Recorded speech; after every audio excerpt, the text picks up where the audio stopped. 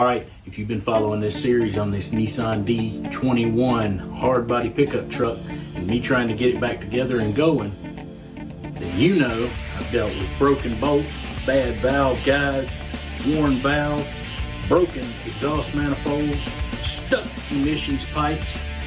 In this video, it's finally all coming back together. What else could go wrong? Let's get into it.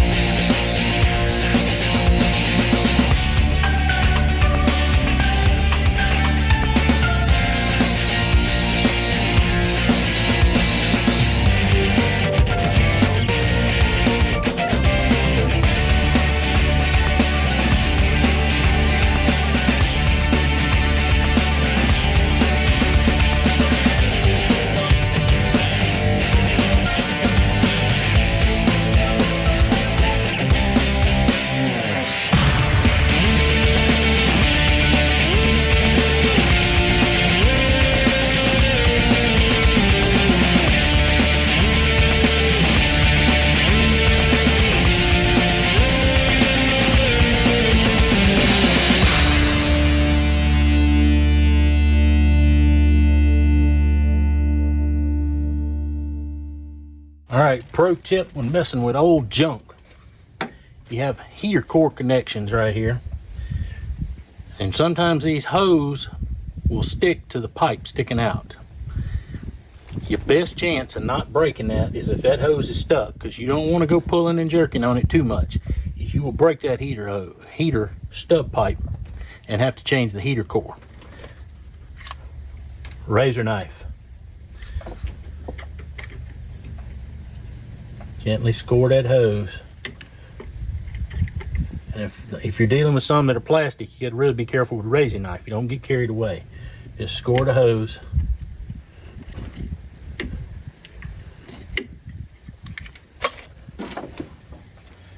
And you can just peel it right off. I promise you, if you get ham-handed with those old heater hose and that old heater core, you will break it. Another quick pro tip while we're at it. I saw this, thought it might be handy to tell. How many of these zip ties do you think you've used, cut off, and thrown away through the years? Toyota and Nissan particularly, and I think it was Toyota did this too, came with zip ties with a trip lever that you lift a little bail and it comes apart so you can reuse it. And it goes right back together. Flip the little lever right there, flip it up, it comes undone. What do you know about that? So, if you're at the junkyard and you're plundering around and you see these old Nissans or look for them on Toyotas, pick them up. They're handy to have. I know there's been plenty of times I've been on the side of the road and have been broke down and needed a zip tie and had to cut, because I had to cut the old ones off. This would have been really handy.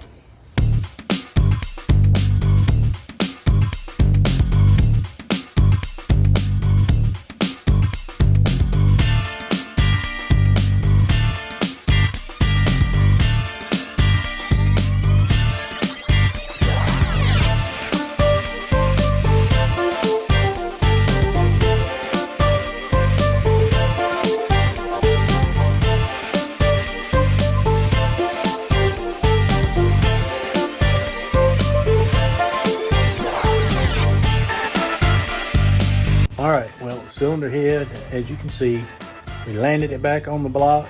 I just reinstalled the bolts and just torqued everything back in place. So hopefully I can get up in the morning and finish putting the lipstick on this pig, and maybe we'll get to crank it. I don't know. We'll see. We'll see you in the morning. Well, got a good night's sleep. It's the next day. Let's see if we can get her finished up. All right. It's about 90% back together. Got the electrical reconnected, all the vacuum lines, all that stuff, bracketry, a bunch of it. So we'll be about 90% done. Enough to where I think I can go ahead and crank it. Let me show you something here. I made a temporary little dam because when they crank up, that timing chain has a tendency to sling oil everywhere. I don't know how much good that's going to do, but I'm not going to leave it run long, but I really don't want to sling oil everywhere. So I would like to see if it will idle for a minute and see how it runs. So here goes nothing. Oh, and for dramatic effect, we don't have the exhaust hook back up either, so it ought to be good and loud. Mechanic's most nervous moment. First crank after a major teardown.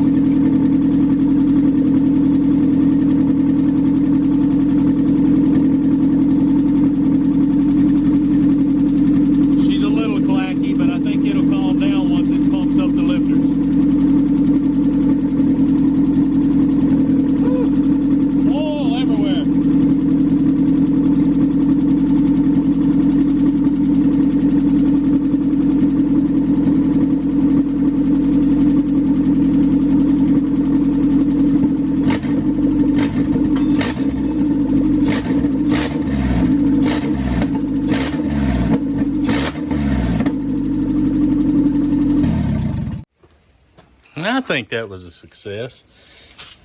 It's not too clacky, but it's a little clacky. I mean, like I said, some of that should calm down once it runs and everything has a chance to pump up. So that's a good feeling. And that's as crisp and as fast as an acceleration as this thing has ever had. So it's hitting on all four. So hallelujah.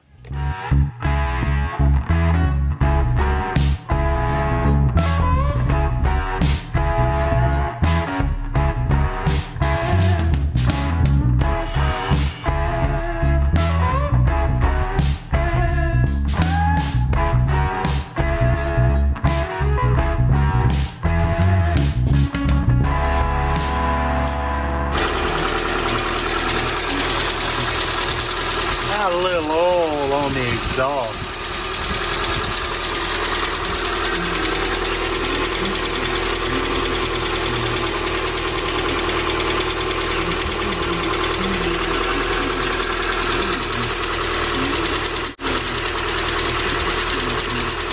Just gotta hopefully hope that tapping settle down some.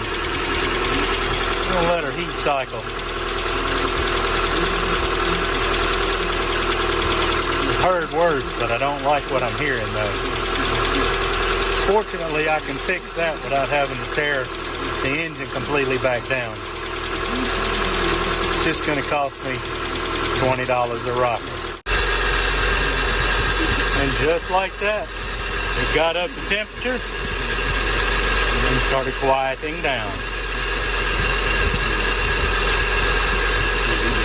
Now we just hope and pray for the best.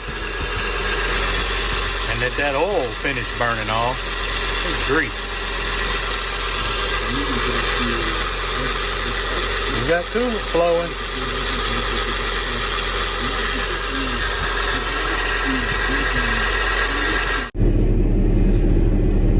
Alright, y'all are getting to go for a ride. I don't know how well it's going to work. You're propped on the dash. I'll try to take it easy. This thing's making all the power now.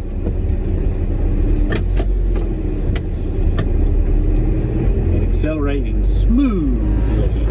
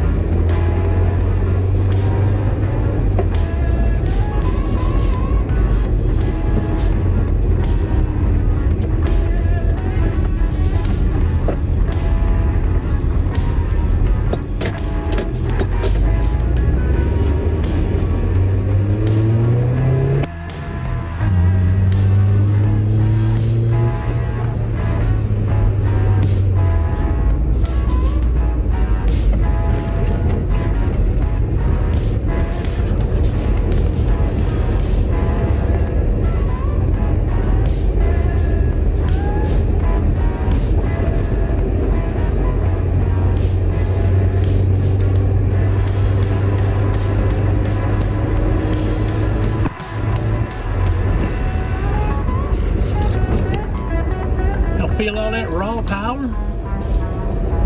Well,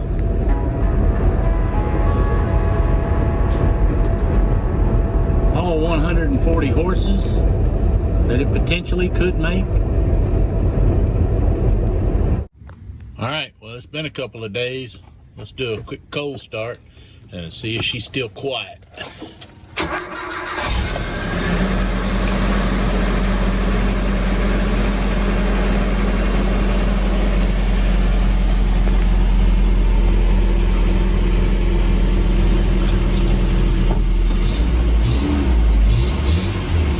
Quiet as a mouse and smooth. All right, guys, there you go. That just goes to show you can take something that would be otherwise junk to somebody and go ahead and fix it and make it serviceable and usable again. These little trucks are pretty tough, not too hard to work on, and they're plentiful. We've only got a few things left to do to this truck to make it officially 100%. Mechanically, it's ready to roll, I believe. Cold AC, but this truck doesn't have a radio, has a few cosmetic issues, not terrible. It's a work truck, what do you expect? But other than that, this little truck seems to be fairly reliable. So, in the meantime, while you're waiting for me to make another video, why don't you go out and watch another video I have coming on the screen right now?